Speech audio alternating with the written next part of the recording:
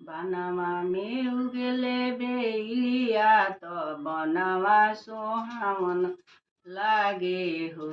माड़ावा में बैठेली कवन बेटी माड़ावा सोहावन लागे हो।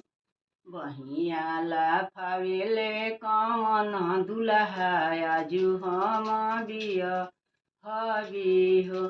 धीरे रह ए बर धीरे रह अवरु गम्भीरे रह हो। मम्मी हमार लोढ़ावा घुमई है त बही रौरा बियहबी हो।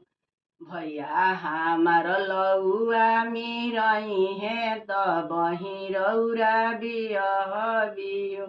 धीरे बैठ ए बर धीरे बैठ अवरु गम्भीरे बैठ हो। पापा हमार दिहे कन्या दान त बही रौरा बियहबी हो। पापा हमार दिहे कन्या दान त बही रौरा बियहबी हो। धन्यवाद।